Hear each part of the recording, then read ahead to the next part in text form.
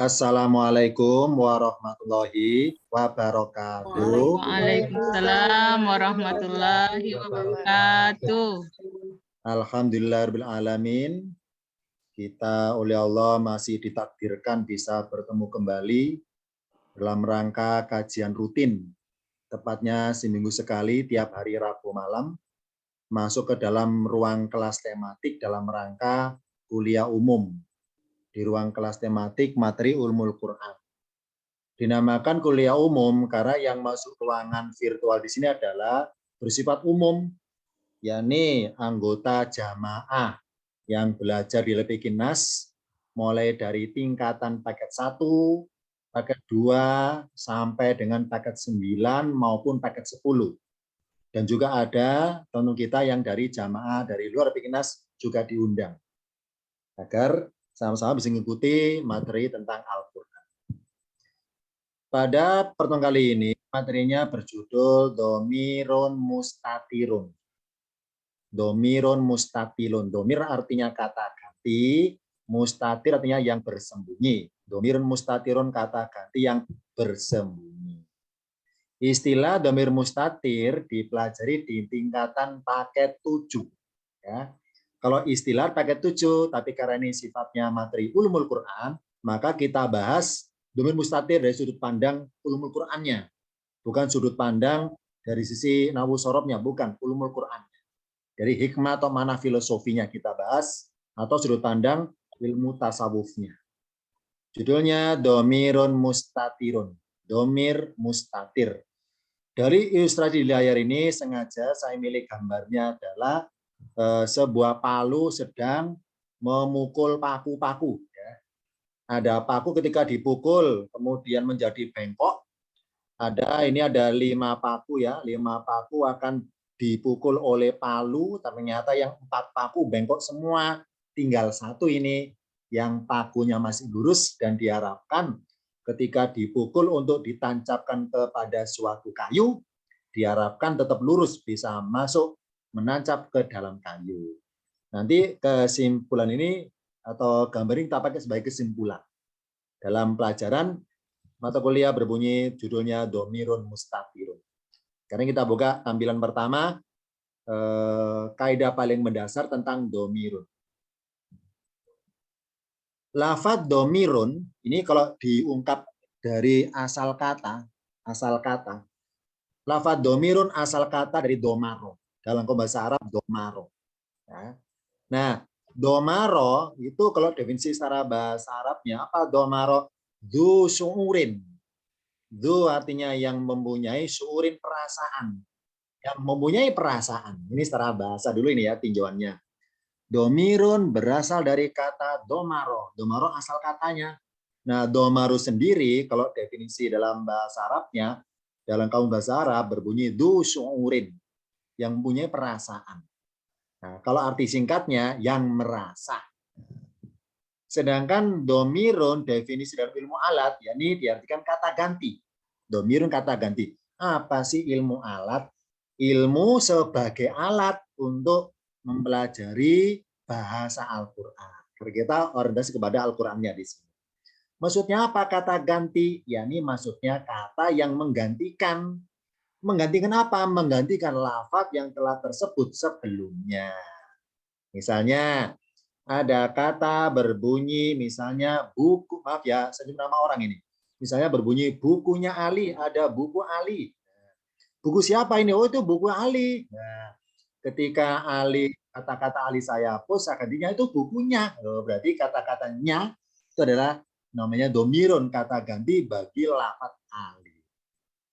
Domirun secara bahasa kata ganti, kalau secara akar katanya artinya yang mempunyai perasaan. Jadi barang siapa disinggung, kok nggak merasa, berarti nggak punya domir berarti. Ya, secara bahasa. Jadi diomongin, jadi pembicaraan, nggak merasa. Oh, berarti nggak punya domir, nggak punya perasaan berarti.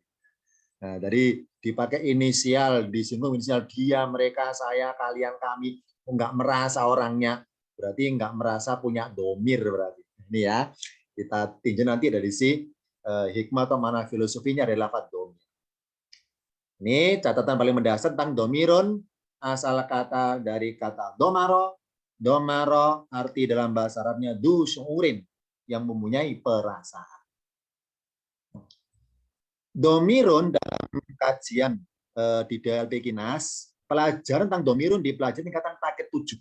Ya, ini saya cuplikan singkat paket 7, gambaran singkatnya. Domirun diartikan singkat kata ganti. Nah, domir atau kata ganti di Al-Quran ada dua macam.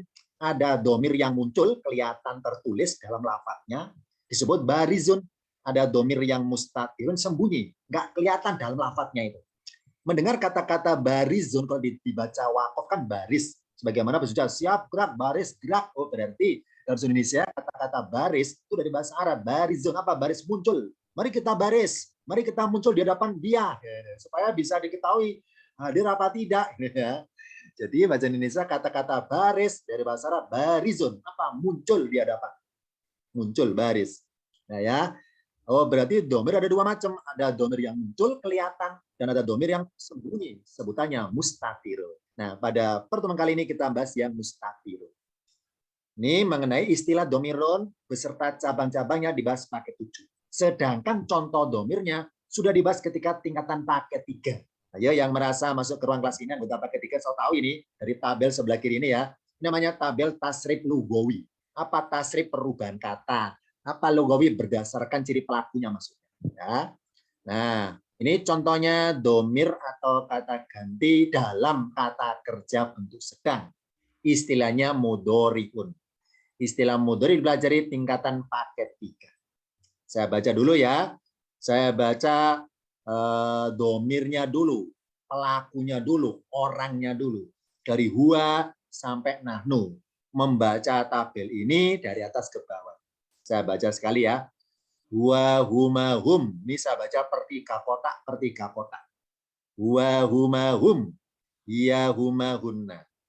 Anta antuma antum. Anti antuma antunna.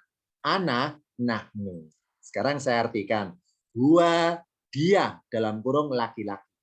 Huma mereka berdua dalam kurung laki-laki. Hum mereka dalam kurung laki-laki. Hiya dia dalam kurung perempuan. Huma mereka berdua dalam kurung perempuan. Hunna mereka dalam kurung perempuan. Anta kamu dalam kurung laki-laki. Antuma kalian berdua dalam kurung laki-laki. Antum kalian dalam kurung laki-laki. Anti kamu dalam kurung perempuan. Antuma kalian berdua dalam kurung perempuan. Antunna kalian dalam kurung perempuan. Ana aku dalam kurung bisa laki-laki, bisa perempuan, tergantung siapa yang membaca lafaz ana. Nahnu kami dalam kurung bisa laki-laki, bisa perempuan. Ini mengenai terjemahannya atau artinya. Sekarang kata kerjanya saya baca. Misalnya ada kata berbunyi yaktubu yang artinya menulis. Tepatnya lengkapnya dia menulis. Saya baca dari atas ke bawah. Ketika membaca tasrifan itu oleh ustadznya kita masing-masing diajarkan ya bagaimana kaidah bacanya. Ya ini apa? Per 3 kotak, per 3 kotak. Ya. Yaktubu, yaktubani, yaktubuna, berhenti. Taktubu, taktubani, yaktubna, berhenti. Taktubu, taktubani, taktubuna, berhenti. Taktubina, taktubani, taktubna, berhenti. Aktubu, naktubu. Sekarang saya artikan. Yaktubu artinya dia menulis. Yaktubu artinya lengkapnya dia menulis. Mana tanda pelakunya dia? Enggak ada. Enggak ada, enggak tertulis, enggak ada cirinya. Yaktubani mereka berdua menulis. Mana tanda pelakunya mereka berdua? Ada cirinya, alif yang warna merah ini. Yaktubuna mereka berdua mereka menulis. Mana tanda pelakunya mereka? Wawu warna merah ini. Taktubu dia perempuan menulis. Mana ciri pelakunya dia perempuan? Enggak ada. Enggak tertulis cirinya, enggak ada. Taktubani mereka berdua perempuan menulis. Mana tanda pelakunya mereka berdua? Alif warna merah ini. Yaktubna mereka perempuan menulis. Mana tanda pelakunya mereka perempuan? Akhirnya nah yang pendek loh ya. Taktubu kamu menulis. Kamu ini laki-laki. Mana tanda pelakunya kamu? Enggak ada cirinya, enggak ada tandanya. Taktubani, kalian berdua laki-laki menulis. Mana tanda pelakunya, ciri pelakunya kau berdua? Enggak ada. Oh, ada, ternyata warna merah ini alif. Taktubuna, kalian menulis. Mana ciri pelakunya kalian? Waw ini warna merah. Taktubina, kamu perempuan menulis. Mana tanda pelakunya kaum perempuan? Huruf ya sukun ini. Taktubani, kamu berdua perempuan menulis. Mana tanda kalian berdua? Pelakunya alif, hurufnya warna merah ini. Taktubna, kalian wahai perempuan menulis. Mana tanda pelakunya kalian? Akhirnya nah. Aktubu, aku menulis. Mana ciri pelakunya aku? Enggak tertulis, enggak kelihatan.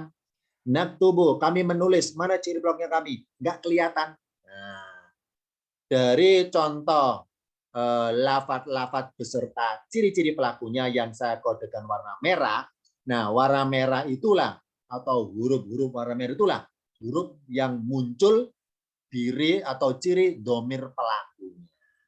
Oh, berarti dari tabel ini kata kerja yang dia menulis ciri pelakunya adalah yang warna merah-merah ini. Ini yang barizon, yang muncul, yang kelihatan. Sedangkan kata kerja yang nggak ada kode warna merahnya, berarti pelakunya bersembunyi. Nah, sudah saya kasih kode inisial warna kuning. Berarti domir-domir warna kuning ini ciri pelakunya nggak tertulis, nggak nempel pada lafadznya maksudnya. Contohnya, domirnya huwa, huwa dia laki-laki, hiya, dia perempuan, anta, kamu laki-laki, ana, misalnya laki-laki ya ana, aku laki-laki, nahnu, kami laki-laki. Oh, berarti apa? Pelakunya huwa, hiya, anta, ana, dan nahnu. Ini domir pelakunya harus bersembunyi. Nah, sebutannya mustatir. Ya. Oh, berarti di Al-Qur'an ada kata kerja yang kelihatan pelakunya ada nggak kelihatan dong? Iya, betul. Ada dua apa tampilan maksudnya. Ada fiil kata kerja ciri pelakunya tertulis, kelihatan tertulis, nempel. Ada kata kerja atau fiil yang ciri pelakunya tidak tertulis. Ini bedanya domir baris dan mustatir. Baris muncul kelihatan tertulis, kalau mustatir bersembunyi. Kita teruskan tampilan berikutnya. Setelah kita kenal baris artinya muncul ciri pelaku tertulis. Nah, di Al-Qur'an domir yang baris muncul ada dua macam. Ada namanya barizun mutasilun, domir yang kelihatan muncul tertulis tapi tulisannya bersambungan, sebutannya mutasilun. Contohnya, abadna, kami menyembah. Mana ciri pelakunya kami? Akhirannya nah. Abadna, kami menyembah. Ciri pelakunya kami akhirnya nah. Nah, karena lafadznya ini nempel atau bersambungan dengan kata-kata abad, makanya abadna, na adalah namanya domirun barizun mutasilun. Contoh lagi, nak buduka, kami menyembahmu. Nak buduka, kami menyembahmu. Mana tandanya mu? Ini akhirnya k sebagai objek. Oh, berarti k adalah domirun barizun mutasilun. Bersambungan juga maksudnya. Contoh lagi yang tidak bersambungan sebutannya apa? Munfasilun, artinya terpisah. Domirun barizun munfasilun. Apa munfasilun? Terpisah. Contohnya di Al-Fatihah. Iyaka na'budu. Kalau yang atas contohnya na'buduka, kami menyembahmu. Kalau di Al-Fatihah, ka duluan. Ka na'budu. Nah, sebelum ka tambah iya. Iyaka na'budu. Arti singkatnya, hanya padamu kami menyembah. Nah, kata-kata padamu dengan kata-kata na'budu itu terpisah. Nah, karena terpisah, maka iyaka dinamakan domirun kata ganti, barizun muncul tertulis, munfasilun terpisah dengan lafadz na'budu. Nah, contoh lagi, nahnu na'budu. Nahnu kata tersendiri, na'budu kata tersendiri. Ya, kebetulan nahnu karena terpisah sendiri, nahnu namanya domirun kata ganti, barizun muncul tertulis, munfasilun terpisah, tidak bersambungan dengan kata kanan kirinya. Nah, dari contoh domir-domir yang warna merah-merah ini, sekarang saya beri gambaran tentang tahapan pengenal domir di lembaga Bikin Nas. Jadi apa? ketika kita masih belajar tingkatan paket 1, 2, 3, 4, 5, 6, lafadz na'budu di Al-Fatihah oleh ustadznya masing-masing dikenalkan bahwa na'budu artinya apa? Kami menyembah. Mana tanda pelakunya kami? Berawalan. Nah, gitu kan ya? Ayo, yang merasa anggota paket 1, 2, 3, 4, 5, 6 pasti tersenyum ini. Kenapa? Ya Ustadz, benar kata Ustadz kami, na'budu itu artinya kami menyembah.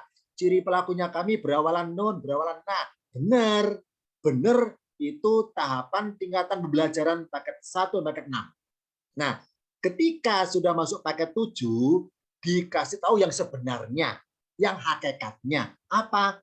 Hakikatnya na'budu memang artinya kami menyembah. Tapi ciri pelakunya kami bukan nah sebetulnya. Bukan nah, bukan non. Kalau gitu apa dong ciri pelakunya kami? Nggak tertulis. Karena ciri pelakunya kami, domirnya sebutannya kategori mustatirun, sembunyi. Ya, jadi Ustadz kita masing-masing ketika mengajarkan paket 1 sampai 6 mengenalkan bahwa na'budu ciri pelakunya kami itu berawalan nun, itu tidak bermaksud, maaf ya, nggak bermaksud menipu, bukan menipu. Tapi pendekatan kepada pemahaman sederhana dulu. Karena belum waktunya kenal domir-domir sebenarnya. Karena tentang domir dikenalkan paket 7, maka paket 7 dikasih tahu yang sebenarnya. Nah, jadi misinya para ustadz kita ketika mengenalkan na'budu cirinya kami berawalan nun itu pendekatan kepada memudahkan ketika mentasrif. Jadi, oh berarti apa hikmahnya? Semakin kita belajar ilmu alatnya, paketnya semakin tinggi, semakin tahu yang sebenarnya. Semakin tahu yang hakikatnya. Nah, kalau kita tingkatnya masih rendah-rendah, paket 1, 2, 3, masih tahu kulit-kulitnya saja. Belum tahu isinya dalamnya. Nah, kalau paketnya 7, 8, 9, semakin menyelam dalam itu. Bahwa na'budu, nunnya ini bukan domir. Nah, tahu hakikatnya. Nah ya, ini mengenai info tentang tahapan pengenalan domir oleh ustadz kita masing-masing. Jadi dalam kurikulumnya itu dari ketika paket 1 paket 6 tentang na'budu di format bahwa nun pelakunya kami. Setelah lancar bahwa nun itu kami, maka kita paket 7 dikasih tahu yang sebenarnya.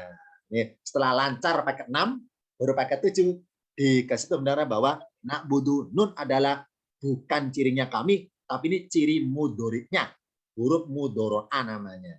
Ya, ini mengenai tahapan pengenalan domir.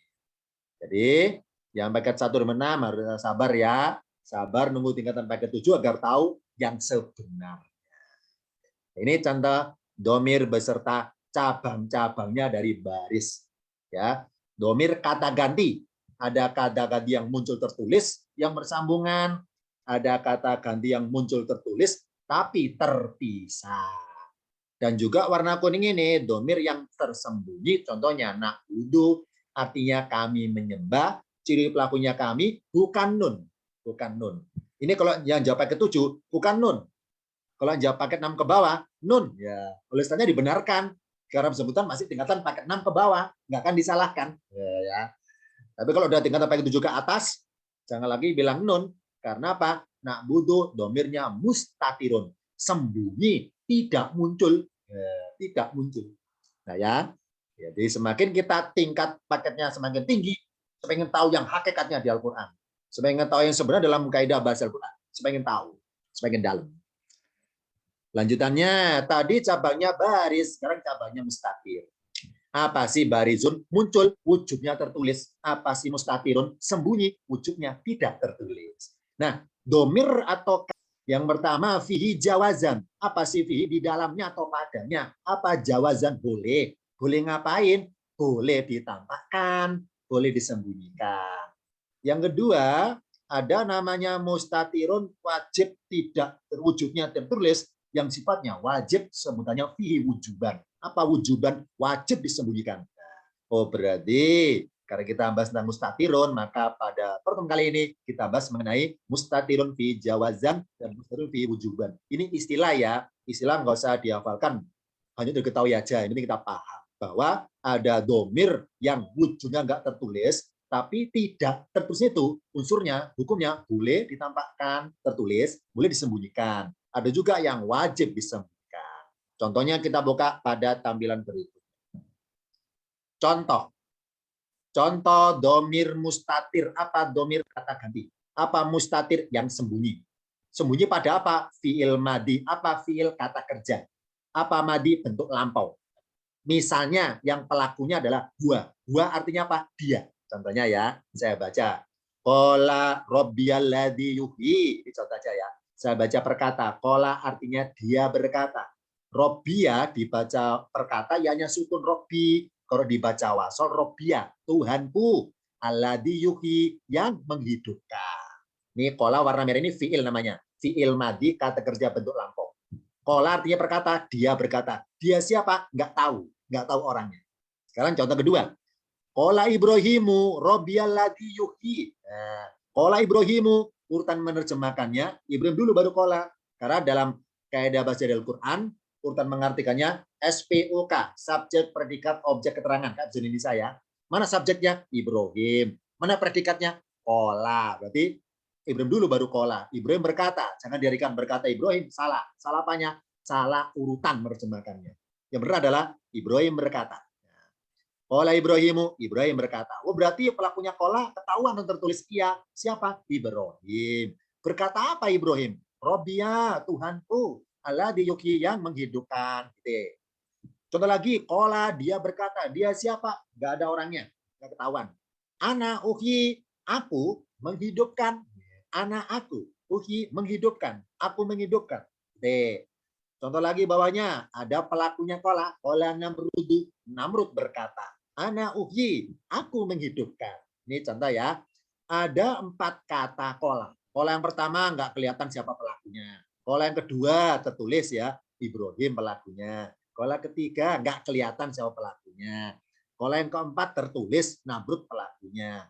Maka domir pelakunya qala dari 4 contoh ini, apa hukumnya? Pelakunya itu boleh ditampakkan, contohnya kelihatan Ibrahimu atau Namrudu, dan boleh disembunyikan, alias nggak disebut nama orangnya, hanya qala robbia, hanya qala ana.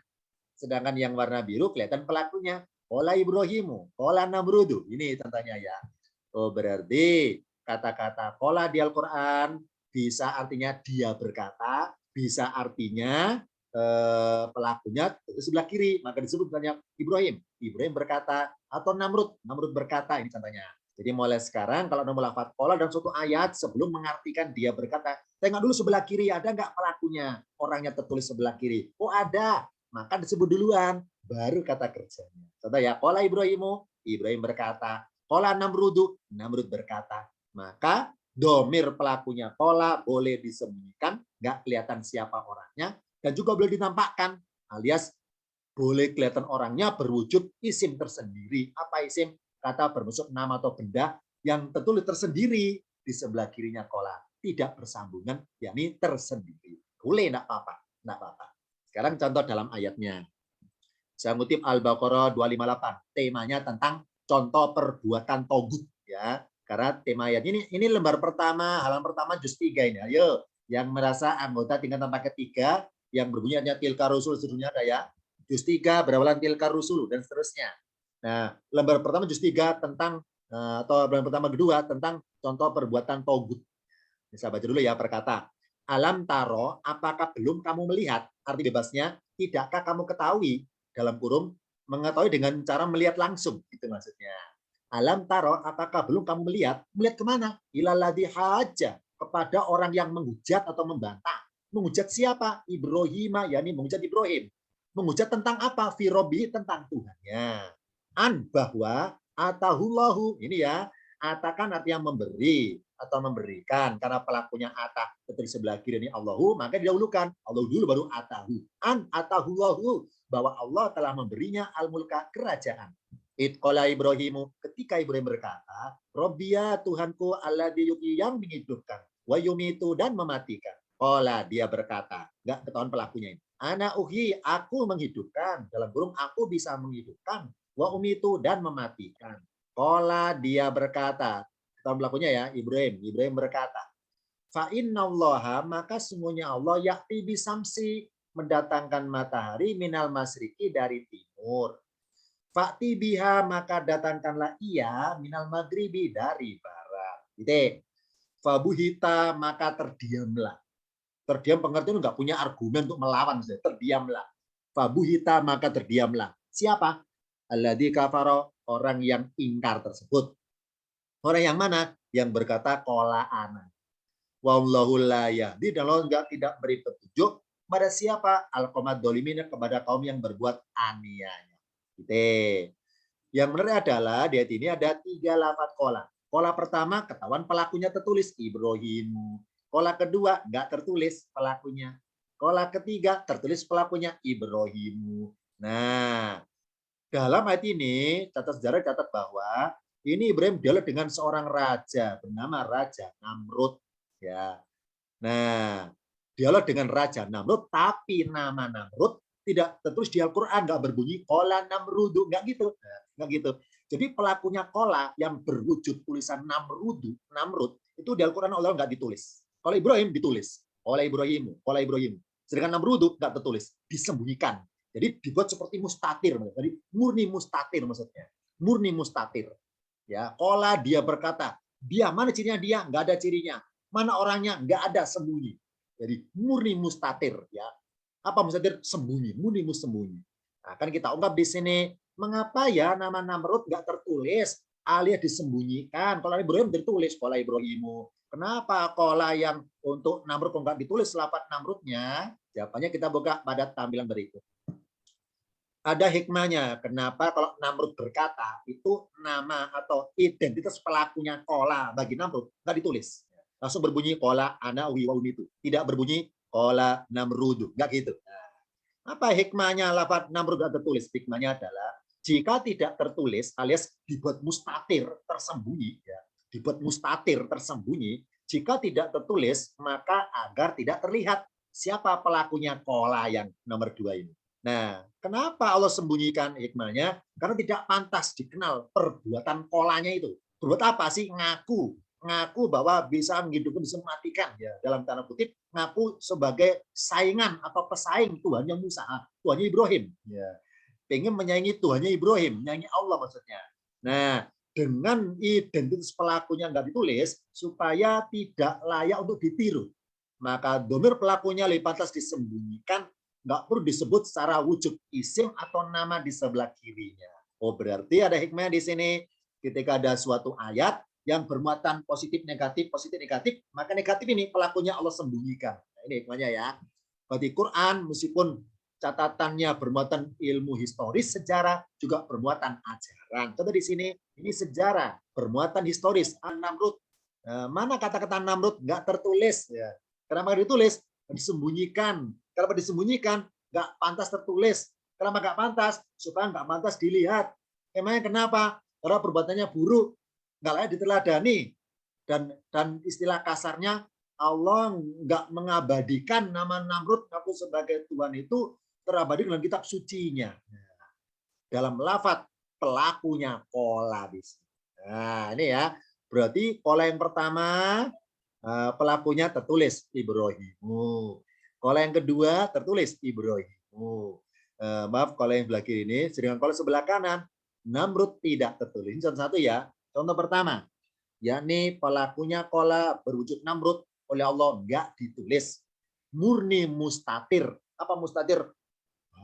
Disembunyikan supaya tidak jadi perhatian orang. Siapa yang berkata anak uhi? Nggak perlu diperhatikan siapa yang berkata itu. Nah, karena tidak pantas untuk diteladani bunyi perkataannya itu. Ini hikmahnya ya. Kola Namrudu, cari di Al-Quran nggak akan nemu kola Namrudu, nggak akan nemu.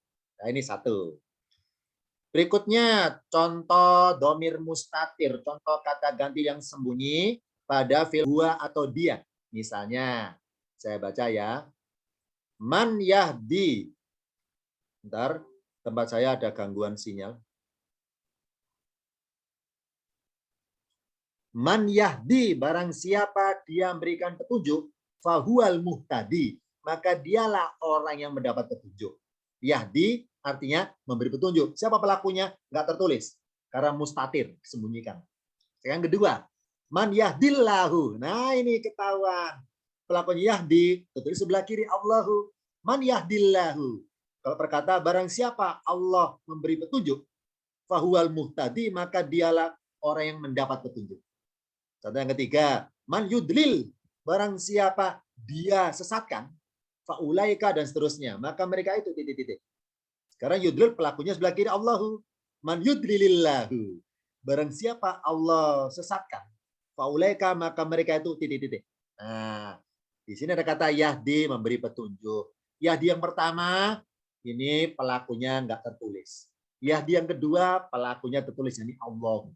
Yudlil pelakunya nggak tertulis. Kalau yudlili pelaku tertulis, yakni Allahu.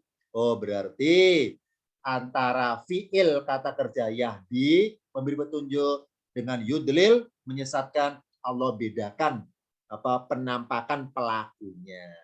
Domir pelakunya Yahdi maupun pelakunya yudlil itu hukumnya boleh disembunyikan. Contohnya man yahdi fahuwa titik-titik, nggak ada kata Allahnya. Man yudil faulaika, nggak ada kata Allahnya, namanya disembunyikan. Atau ditampakkan berwujud isim tersendiri, misalnya man yudilillahu atau man yahdillahu. Hukumnya namanya fihi jawazan. Oh, berarti lafaz yahdi itu fiil mudhari yang domirnya itu boleh ditampakkan, boleh disembunyikan. Ada dua pilihan. Nah, mengenai dua pilihan ini, apa hikmahnya tampak sama sembunyi? Kita buka pada tampilan berikutnya. Perbedaannya. Saya ngutip dari surah Al-A'raf 178. Saya baca perkata dulu ya.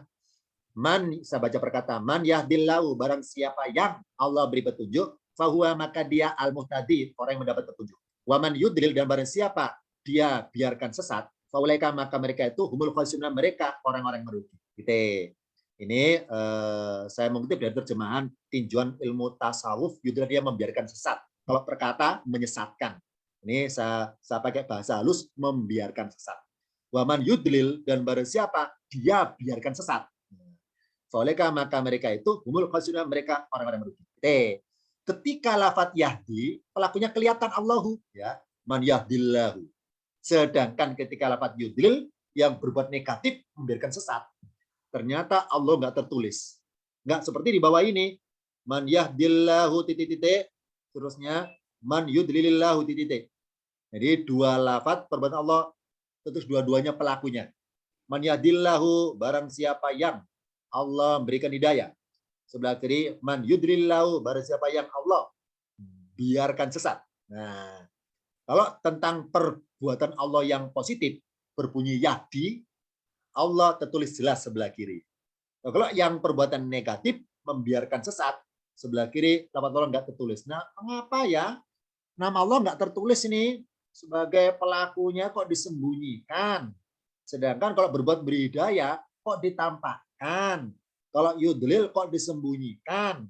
Jadi dibuat seperti murni mustatir maksudnya ya. Jadi kan dua pilihan ya, fihi jawazan, apa jawazan? Boleh disembunyikan, apa wujuban? Nah, boleh ditampakkan. Nih, kalau ditampakkan ya dilahu, kalau disembunyikan yudlil. Nah, kenapa enggak ditampakkan dua-duanya ya? Kita buka jawabannya tampilan berikutnya. Ternyata setelah kita barangkali nyoba buka di surah Al-Qasas 15, ada cuplikan kalimat ucapan Nabi Musa. Qala, dia berkata, dia siapa Musa? Hada, inilah min amali syaitoni, dari perbuatan setan. Innau, sungguhnya dia siapa syaitan? Aduun, musuh. Wa mudilun, dan yang menyesatkan. Mubinun, yang nyata.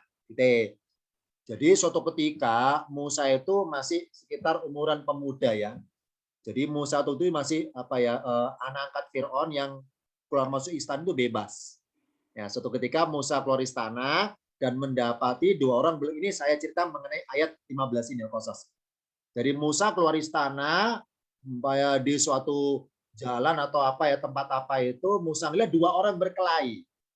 Yang satu, ingat ya, warga Mesir dua kategori, warga pendatang dan pribumi.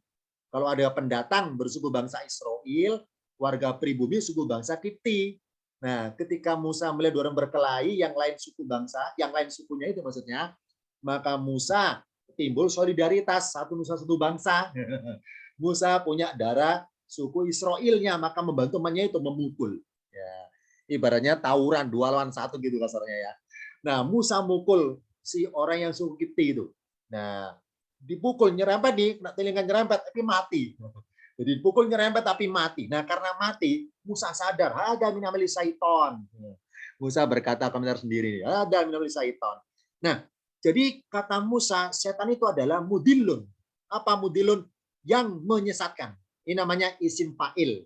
Ayo, yang merasa tingkatan paket 6 yang sudah mendekati pertengahan juz itu oleh Ustadz Mansur kenalkan mengenai apa wazan-wazan rubai, ya, rubai. Adolla yudillu, fahuwa mudillun, isim fa'il namanya. Apa mudilun? Pelakunya yang menyesatkan. Yang menyesatkan. Oh, berarti pihak yang berbuat menyesatkan hakikatnya bukan Allah, tapi siapa? Setan. Ya. Setan adalah mudillun.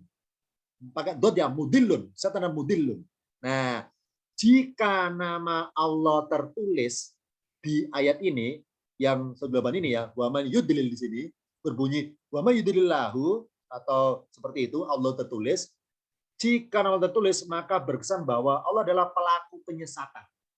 Alias kasarnya penyebabnya manusia menjadi sesat bukanlah setan tapi Allah. Ya. Padahal setanlah pelakunya terbukti mudillun. Setan adalah mudillun. Makanya hikmahnya di sini ada isyarat bahwa ketika Allah berbuat positif tertulis Allahu yahdillahu. Ketika Allah berbuat negatif nggak tertulis. Kenapa? Quran mengajarkan suatu ajaran bahwa Allah Maha Suci dari perbuatan yang hina. Allah Maha Suci dari perbuatan negatif. Allah Maha Suci dari perbuatan yang buruk-buruk kayak manusia itu. Maka dari itulah lafaz yudlil pelakunya sebelah kiri nggak tertulis. Nah, kenapa kalau yahdi tertulis ya? Ini contohnya yudlil Allah buat fihi fihi jawazan tapi disembunyikan.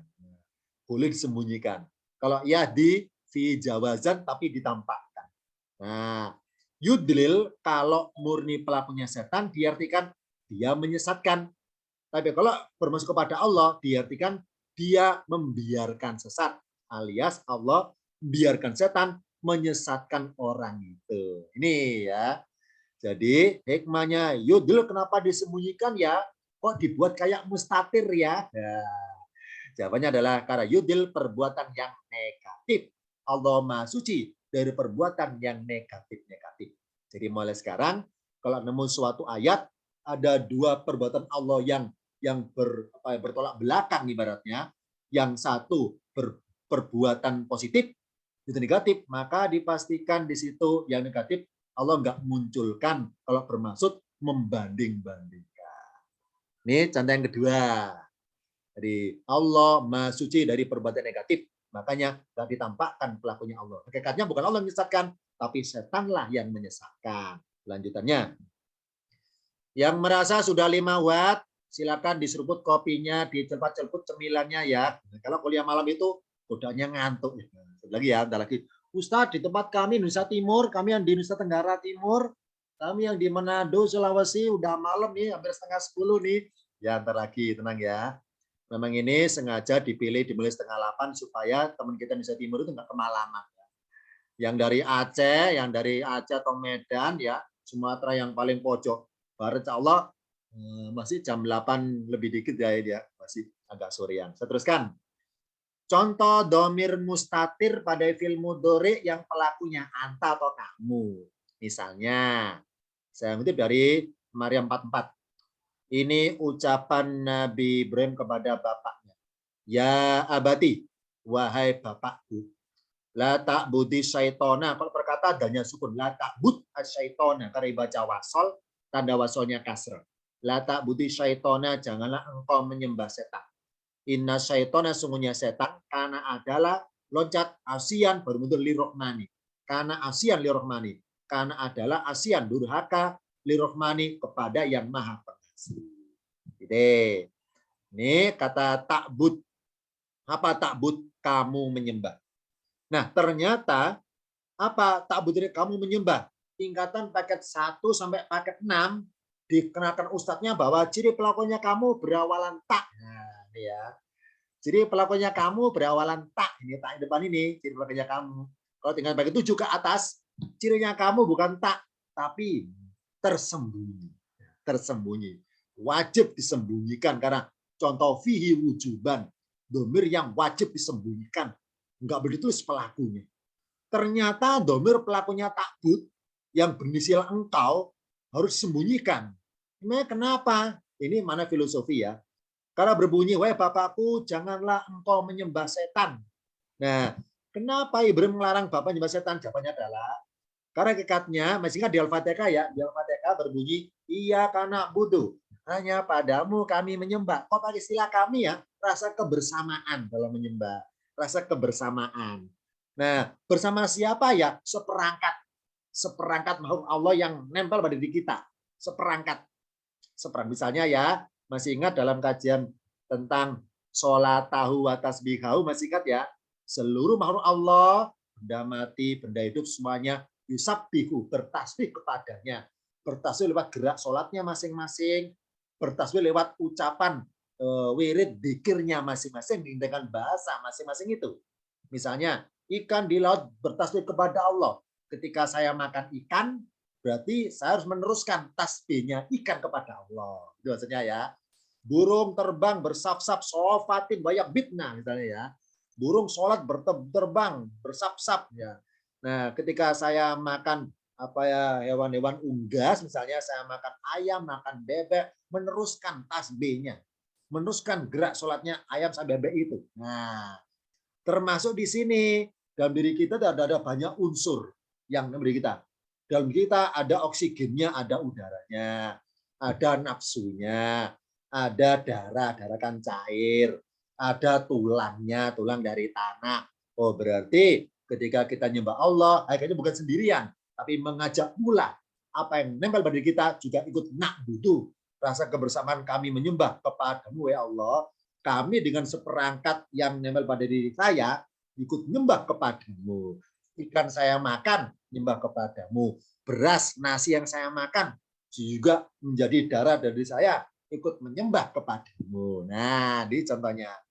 Jadi kenapa kita dilarang nyembah setan? Jawabannya adalah, kalau kita nyembah setan, maka secara kasar kita mengajak pihak-pihak lain, hamba-hamba Allah juga, yang kita paksa ikut nyembah setan. Mereka marah. Ya, ikan bertasbih muji Allah. Nah, ikan kita makan.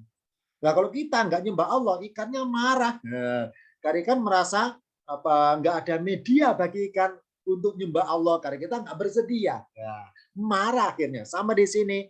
Hakikatnya adalah, wahai bapakku, jangan kau nyembah setan. Karena di dunia kau ada perangkat hamba Allah yang bersembunyi, yang mustatirun. Yang mustatirun, misalnya apa? Api, angin, air, tanah. Api, angin, air, tanah. Api, angin, air, tanah nggak akan gerakan sholat mereka dan menyalurkan ucapan tasbih kepada Allah. Makanya melarang latak budi syaiton, jangan nyembah seton. Kenapa? Kalau nyembah seton, apinya nggak mau diajak menyembah sebetulnya. Angin, air, tanah juga nggak mau diajak menyembah kepada setan. Nah, karena kita paksa, maka marah akhirnya. Apa marahnya api? Kebakaran di mana-mana. Apa marahnya angin? Puting beliung di mana-mana. Apa marahnya air? Banjir bandang sekarang di mana-mana. Apa marahnya tanah? Gempa di mana-mana. Oh, berarti jangan nyembah setan karena api, angin, tanah tidak mau menyembah setan.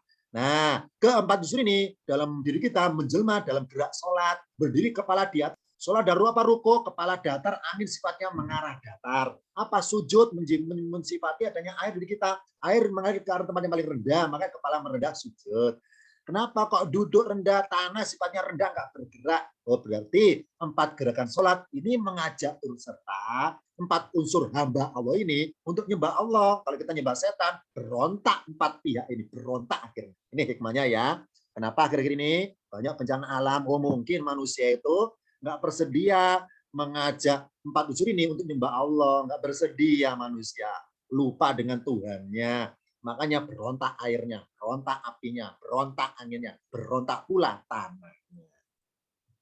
Contoh domir mustatir, domir yang tersembunyi pada fi'il mudhari yang pelakunya nahnu atau kami. Misalnya, saya ngutip dari ucapan kita yang spontan kalau lihat sesuatu yang buruk. Ya. Misalnya, berbunyi naudzu billahi min dalika. Yang kalau ibarat singkat naudzu billahi min dalik. Singkat ya. Ayo, kira-kira kita ketika ngelihat apa komentar seperti ini, naudzu billahi min dalik. Ya, saya baca perkata. Naudzu, kami berlindung billahi kepada Allah, min dalika dari yang demikian itu. Berhenti. Naudzu billahi min dalika. Ya, kami berlindung kepada Allah min dalika dari demikian itu. Na'udzu artinya kami berlindung. Na'udzu kami berlindung. Nah, domirnya pelakunya na'udzu yang inisialnya kami itu bersembunyi, ya, disembunyikan. Kenapa? Karena dalam diri kami ada rasa kebersamaan tersembunyi. Saling mendoakan misalnya, maaf ya misalnya, kita sedang nonton TV, sedang lihat berita buruk, lihat orang di penjara, lihat orang berbuat salah, terus kita nyukurin, maaf kasarnya, rasain lu biar kena hukuman setimpal ya. Jadi kita tuh ngata-ngatain ya, nyukur-nyukurin. Ya. Mari kita jangan gitu komentarnya. Kenapa? Mari komen seperti ini, ya Allah, naudzubillah min dalika, maksudnya apa? Ya Allah, semoga keluarga kami, anak cucu kami berlindung kepadamu dari perbuatan demikian itu. Kenapa? Karena kita selama kita masih hidup berpotensi juga kayak orang itu masalahnya. Dengan segala cara setan goda kita supaya jadi kayak orang itu buat buruk. Misalnya, saya sedang baca Quran, ayatnya ngomongin membahas tentang Fir'aun. Fir'aun dicap oleh Allah buruk. Nah, terus kita komentar, oh ternyata mendingan saya daripada Fir'aun ya. Fir'aun nggak beriman, saya beriman, mendingan saya daripada Fir'aun. Jangan gitu komentarnya. Yang benar adalah setiap dengar Fir'aun, komentar ini, ya Allah, naudzubillah min dalika. Siapa ya Allah, lindungi kami dari perbuatan kayak Fir'aun. Itu yang benar. Jadi nggak merasa dirinya paling suci, nggak merasa paling benar, jangan gitu. Jadi mulai sekarang kalau lihat TV ada berita buruk tentang orang buruk, tentang orang ditangkap, tentang orang di penjara, tentang orang dihukum, jangan komentarnya terkesan nyalakan orang itu. Jangan komentarnya nyumpan orang itu. Jangan komentar jangan itu. Mari komentar di sendiri ke dalam komentar, jangan keluar. Apa ke dalam, ya Allah, lindungi kami, semoga anak saya, keluarga saya, kalau dewasa nggak seperti orang itu. Nah, itu yang benar. Ya. Jadi komentarnya ke arah ke atas kepada Allahnya. Ya Allah, lindungi kami dari perbuatan buruk seperti itu. Nah, jangan komentar kayak netizen. Maaf ya. Ada yang merasa di warganet, itu warganet RT 8 dan 12 ya. Ya, jangan kayak warganet yang sudah ber-RT, ber-RW itu ya, sampai banyak itu untuk perkampungan warganet ya. Mari kita komentarnya Islami. Apa Islami? Ya Allah, naudzubillah min dzalik. Itu yang benar. Apa komentarnya? Bermuatan spiritual, bukan bermuatan emosi keduniawian. Nah, ini mana sekarang kalau lihat TV, mari kita pakai domir mustatir. Ya, pakai domir mustatir. Ini apa? Di dalam kata-kata naudzu ada yang tersembunyi. Berupa apa? Cikal bakal anak cucu kita. Cikal bakal keluarga kita. Jadi kalau kita lebih buruk, apa komentar? Ya Allah, naudzubillah min dzalik. Sambil berdoa ngomong sendiri, ya Allah, lindungi kami, keluarga kami, anak cucu kami dari perbuatan yang buruk seperti itu. Nah, itu komentar yang bermuatan spiritual, bukan bermuatan nafsu yang marah-marah kayak netizen. Nah ya, berikutnya. Contoh terakhir ini Ustaz, jangan lama-lama, udah malam nih, kopinya mau habis. Ya, bentar lagi. Contoh damir mustatir pada film ini sama tip al-munafiqun 10. Saya baca berkata ya. Wa anfiqu dan infakkanlah oleh kalian. Kita baca versi kalian mau tuh sebelum datangnya kematian pula, maka lalu dia berkata, Robbi wa Tuhanku, laula akhortani, memberi tangguh kepadaku, ila ajalin koribin, kepada waktu yang dekat, sodako fatum, maka suka aku bisa bersodako, wa akun, dan aku menjadi minas solihina, dari orang-orang yang meninggal, yang orang itu semua hidupnya tuh ketika berinfak nggak pernah ikhlas, ya. Namanya al munafik nggak pernah ikhlas. Nah, ketika mau meninggal, pengen diundur sebentar supaya ada kesempatan murni ikhlas sedekahnya itu. Nah, ada kata fa'asoddaqo. Apa asoddaqo? Aku bersodaqo. Apa artinya akun? Aku menjadi. Nah, kedua kata kerja ini yang artinya aku bersodaqo aku menjadi. Mana tanda pelakunya aku? Nggak ada, nggak tertulis. Kalau tingkatan paket 1-6, cirinya aku, depannya alif, berhamzah. Ya, misalnya, a'udzubillahi minasyaitonirrajim. Apa a'udzu? Aku berlindung. Mana cirinya aku? Depannya A. Itu paket 6 ke bawah. Paket 7 ke atas. Mana cirinya aku? Itu mustatir, tersembunyi. Nah, kenapa wajib disembunyikan? Ini jadi ketika manusia bisa bersodako, bisa berinfak, itu hakikatnya adalah Allah yang bersodako lewat tangannya orang itu. Contoh dalam perang, misalnya Allah bilang bahwa wama romaita id romaita walakinallaha roma. Wahai manusia, wahai pasukan Nabi, wama romaita. Dan tidaklah kamu yang melempar itu, melempar anak panah atau melempar apa kepada musuh ya. Id romaita, ketika kamu yang melemparkannya itu walakin Allah roma, Allah yang melemparnya. Contoh lagi misalnya, saya jadi pasien sakit. Nah, terus saya ke apotek beli obat ya. Hakikatnya adalah bukan beli obat sebetulnya, tapi Allah itu ngasih rezeki kepada apoteker lewat pasien. Allah ngasih rezeki kepada dokter lewat pasien. Itu namanya saya bersedekah berinfak. Hakikatnya bukan saya sebetulnya, Allah ya, Allah yang pelakunya. Makanya mustatirun, wajib sembunyi. Wajib sembunyi. Oh, berarti ketika ada orang jatuh, saya tolong. Kita jangan muji. Oh, karena saya itu. Coba kalau nggak ada saya. Jangan gitu. Ya, hilangkan kata-kata saya. Kata-kata aku menolong. Hilang kata-kata aku. Harus mustatirun. Apa? Barang siapa berbunyi bilang aku yang menolong, itu berkesan bahwa nggak mau sembunyi domirnya. Padahal kalau pelakunya aku, wajib disembunyikan. Nggak boleh mengakui dirinya bahwa yang paling berjasa dalam perbuatan tersebut. Maka di sini lafadz as-soddaqo dan akun inisialnya aku harus sembunyikan karena hakikatnya Allah lah yang berbuat sodako melalui perbuatanku. Yang berbuat Allah tersembunyi dalam perbuatan diriku. Aku nolong dia, hakikatnya Allah nolong cuma lewat tangan kita. Itu tuh khalifatan ya, khalifatan bagi Allah, pengganti sebagai media bagi Allah untuk berbuat bagi rahmatnya kepada hamba-hambanya. Kesimpulannya adalah domir pelaku dalam kata kerja wajib disembunyikan, namanya mustatir ya, wajib sembunyikan. Siapa kalau pelakunya? Kamu, kami, atau aku. Contohnya tansuru, kamu menolong, mana cirinya kamu? Nggak tertulis. Nansuru, kami menolong, mana cirinya kami? Nggak tertulis, mustatir, wajib sembunyi maksudnya. Ansuru, aku menolong, mana cirinya aku? Nggak ada. Nah, maka disembunyikanlah identitas domir diri atau pelaku diri, maka jangan lagi berkata samanya, kamulah yang menolong aku, jangan gitu. Kamilah yang menolong mereka, nansuruhum, jangan gitu. Akulah yang menolongmu, ansuruka, jangan gitu. Jangan lagi nyebut kamu, kami, aku. Dalam secara bahasa Indonesia maksudnya lah ya.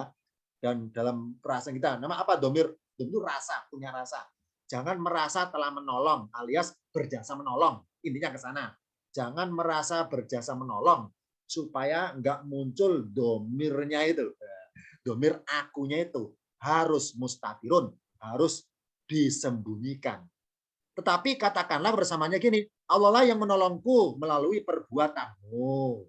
Allah yang menolong mereka melalui perbuatan kami. Allah yang menolongmu melalui perbuatanku. Ini berarti kalau pelakunya kamu, kami, dan aku, itu pelakunya harus bersembunyi. Nah, domir mustatir, pelaku yang wajib bersembunyi. Ya, ini apa? Bersembunyi domir mustatir seperti perumpamaan bersembunyinya paku yang menancap dalam kayu. Kayak gambar tadi ya. Ya, bersembunyinya paku yang menancap dalam kayu. Contoh ilustrasinya. Ilustrasi filosofi domir mustatir. Pelaku yang wajib sembunyi, nggak boleh kelihatan, nggak boleh nampak. Harus sembunyi, sebagaimana tersembunyinya paku di dalam kayu. Contoh, ada 5 paku ini ya. Ya, ini saya baca dari kiri kanan ya. Paku 1, 2, 3, 4 ini bengkok semua ini. Nah, yang kelima ini masih lurus, ini belum bengkok.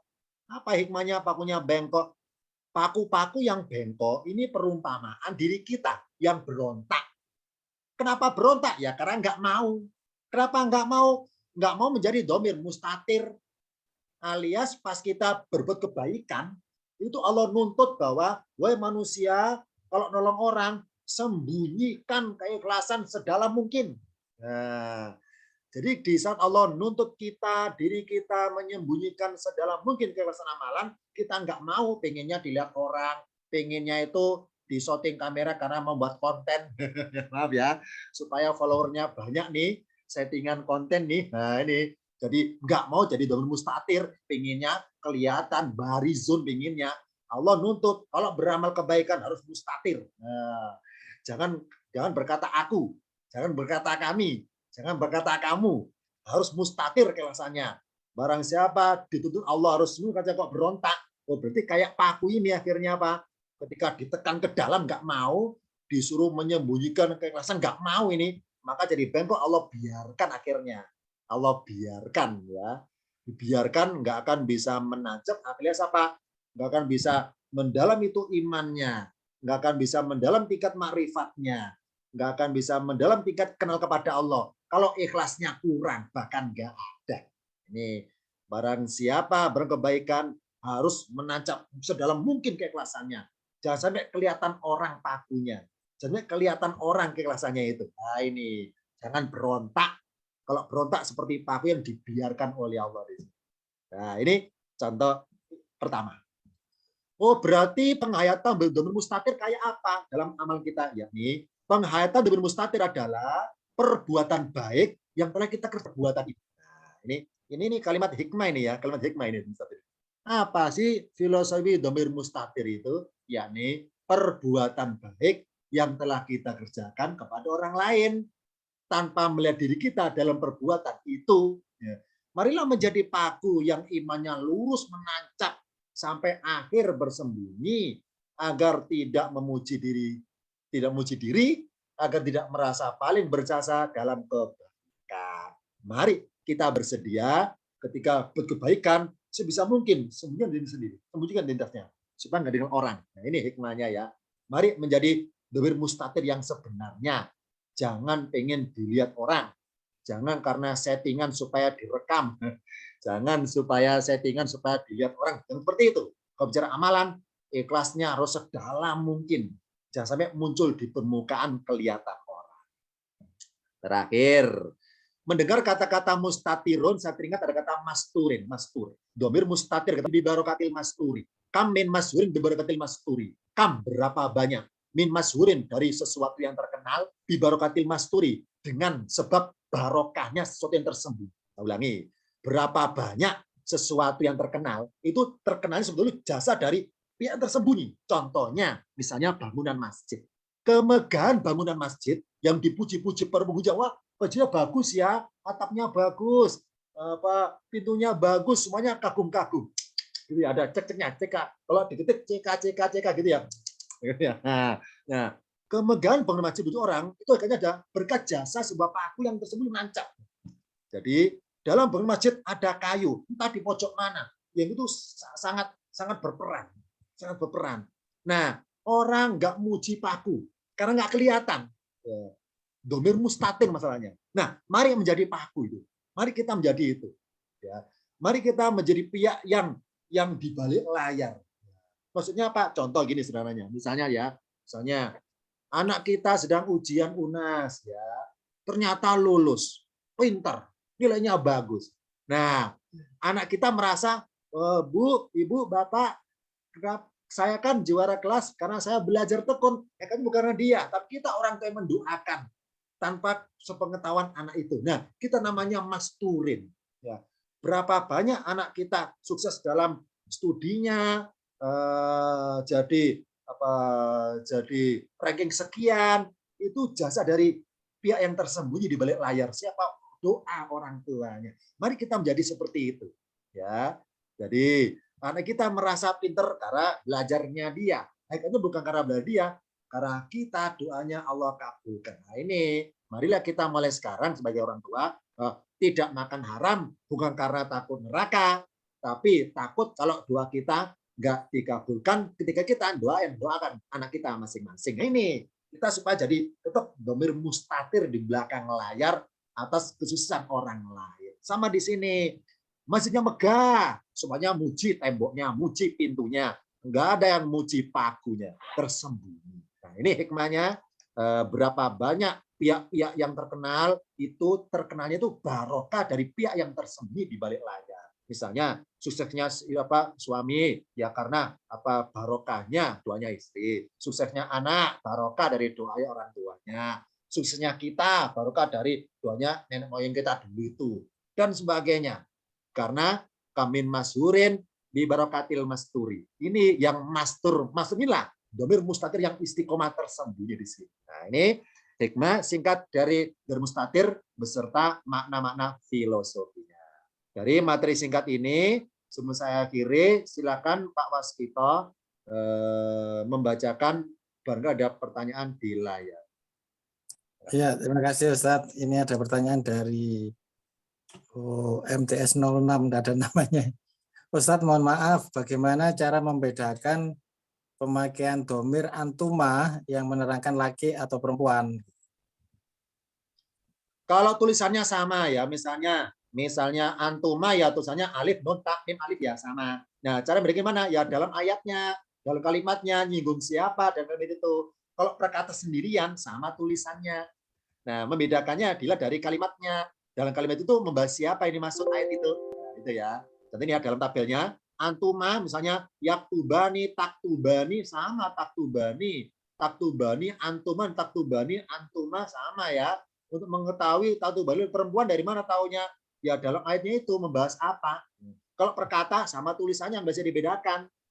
Ya, taunya dalam rangkaian kalimat baru tahu gitu ya. Jadi ketika masuk rangkaian kalimat baru mengetahui siapa antuma yang berdua ini siapa antuma. Oh laki-laki berdua nih dalam ayatnya misalkan 2 orang nih laki-laki baru tahu. Kalau hanya perkata tanpa masuk rangkaian kalimat atau ayat ya tidak bisa diketahui bedanya karena sama lafaznya. Ada lagi barangkali? Ini dari Bu Neti. Mungkin ini bukan pertanyaan Ustaz. Masya Allah dengan mempelajari domir mustatil yang Ustadz berikan mudah-mudahan dapat meningkatkan keimanan dan keikhlasan. Syukron Ustadz. Semoga bermanfaat kita semua. Ya. Ustadz, bukan pertanyaan. Sama dengan Pak Yuswandi ini. Syukron kasih tentang domir mustatirnya Ustadz. Ya. Kalau nggak ada yang tertulis, barangkali pengen bertanya secara langsung bersuara, silakan mikrofonnya diklik masing-masing. Di unmute diklik barangkali ada sebelum diakhiri. Teman-teman yang di sini diurangin ini tentang domir mustatir ini. Kalau bertanya silakan mikrofonnya diklik. Pak Waskito ada? Oh cukup Ustaz. Oh tidak ada. Kalau gitu demikian materi kali ini tentang domir mustatir beserta tinjauan makna filosofinya dan juga muatan hikmahnya. Semoga yang kita pelajari pada kali ini benar-benar bermanfaat dan kita menjadi semangat dalam beribadah, semangat dalam mengkaji Al-Quran agar kita semakin tersentuh ya. Dan yang merasa tingkatan paketnya masih paket 6 ke bawah tetap semangat ya, melanjutkan ke paket 7 ke atas agar mengetahui yang sebenarnya tentang bahasa Al-Quran. Demikian dari saya. Ustaz. Boleh Ustaz. Akhir kalam. Ada yang tanya Ustaz. Ustaz. Ada pertanyaan ini? Tanya. Iya, tanya Ustaz. Assalamualaikum. Dari siapa? Dari kota mana? Sebutkan. Bu Emi. Bu Emi. Bu Emi dari Krian Sidoarjo. Sidoarjo. Iya. Nah, Timur, ya silakan. Iya. Misalnya ini ada orang nyumbang, terus ini namanya disembunyikan hamba Allah itu termasuk mustatir ya Ustaz? Yang merasa pelajari perbuatan tergantung niatnya. Niatnya. Jadi kalau kita menyumbang sekian, identitas disamarkan berbunyi hamba Allah, ya yang tahu kita sendiri niatnya apa nulis itu. Niatnya apa? Kalau niat ya Allah, Bismillah, saya nulis dengan kata hamba Allah, saya ingin tersembunyi, karena selama ini setiap saya kalau nyumbang, saya selalu ingin sembunyi. Kalau enggak sembunyi, saya enggak mau nyumbang. Oh berarti, maaf ya, menurut saya ini ya, barang siapa ya beribadahnya pengen terkenal, maka dia menjadi budak keterkenalan. Barang siapa beribadahnya selalu pengen tersembunyi, maka dia menjadi budak ketersembunyian. Yang benar adalah barang siapa menjadi budak Allah, hamba Allah, maka terserah Allah apakah diketerkenalkan atau diketersembunyian, maka enggak pengaruh bagi dirinya. Tetap istiqomah menyembah Allah. Maksudnya apa? Kalau kita niat nulis dengan kata-kata hamba Allah, niatnya apa? Niatnya itu pengen nggak dikenal orang, silakan. Ya. Tapi yang salah gini, kalau niatnya nulis hamba Allah dengan niatan supaya dilihat orang bahwa saya itu suka menyembunyikan diri, itu yang salah akhirnya, yang salah. Sambil kata hamba Allah, semoga orang tahu bahwa saya selalu nulis kata-kata itu yang salah akhirnya. Karena niat kita, niatnya apa? Ingin nulis kata-kata itu. Nah, kalau niatnya murni karena Allah, alis apa? Kalaupun ketahuan nggak merubah sikap, wah itu dari saya. Baru siapa ketahuan ternyata berubah sikap menjadi wah, menjadi muji diri sebagainya, baru nulis niatnya baru itu nggak murni karena Allah berarti. Ini hati-hati ya, jangan sampai salah niat meskipun nulis kata-kata hamba Allah, tapi niatnya apa nulis itu? Niatnya murni karena Allah, nggak pengen dilihat orang, atau niatnya pengen dilihat orang bahwa saya selalu pakai istilah hamba Allah, itu kan ya. Hati-hati nih, hati-hati. Nah, ini hati-hati. Niatnya dipasang benar-benar. Ada lagi terakhir? Ustadz, saya tanya Ustadz. Boleh. Kalau orang salah niat, kemudian dia sadar bahwasannya niatnya salah, kemudian minta ampun, apakah kira-kira pahalanya yang tadinya itu bisa kembali Ustadz, yang tadinya riak campur riak gitu misalkan gitu. Yang merasa belajari, pahala sifatnya gaib ya. Gaib ya. Gaib ya. Jadi saya nggak beri bahas pahala. Gaib. Yang saya ketahui, ketika kita niatnya salah, kemudian tengah perjalanan kita lantas sadar segera bertobat, nah itu ada bermuatan diampun di situ. Mengenai pahala, saya nggak bisa aja karena semuanya gaib, nggak tahu berapa jumlahnya, nggak tahu.